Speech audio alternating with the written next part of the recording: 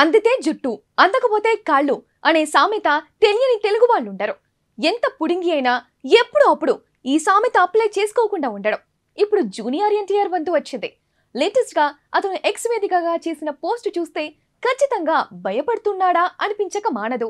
కావడానికి వాళ్ళంతా బంధువులే కావచ్చు, కానీ బంధుత్వం ఇప్పుడు గుర్తుకు రావడమే ఆశ్చర్యం కూడా కాదు, భయపడుతున్నాడు అనేందుకు నిదర్శనం అంటున్నారు కొందరు తెలుగుదేశం పార్టీ అభిమానులు.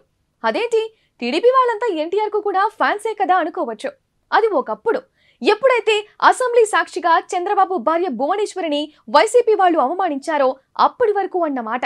ఆ టైంలో భువనేశ్వరికి మద్దతుగా ఎంతో మంది మాట్లాడారు. ఆడవాళ్లను అనడం అని మాత్రమే కాదు, చంద్రబాబు భార్య పైన నింద వేశారని నందమూరి కుటుంబం మొత్తం బయటకు వచ్చి మాట్లాడింది. చాలా మంది ఎన్టీఆర్ రియాక్షన్ కోసం చూశారు.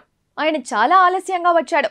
కనీసం భువనేశ్వరి అత్త అని కూడా కాకుండా ఆ సమస్యను జనరలైజ్ చేస్తూ ఆడవారిని దూషించడం మహాపాపం అంటూ అదేదో సినిమా డైలాగ్లా చెప్పి వెళ్లిపోయాడు.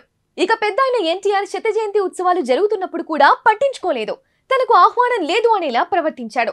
అతనికి ఇన్విటేషన్ ఇచ్చామని నిర్వాహకులు చెప్పారు, కానీ ఫ్యామిలీ మెంబర్స్ పిలవలేదు అనే ప్రచారం వచ్చేలా చేశారు. కనీసం హైదరాబాద్ లో శత జయంతి ఉత్సవాలు జరుగుతున్నప్పుడు కూడా పట్టించుకోలేదు.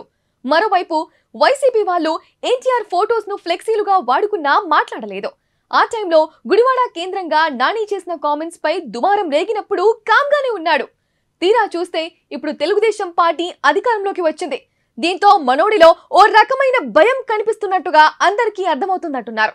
ఎందుకంటే చంద్రబాబును మామయ్య, బాలయ్య బాబాయి, పురంధేశ్వరి అత్తకి శుభాకాంక్షలు అని చెప్పాడు.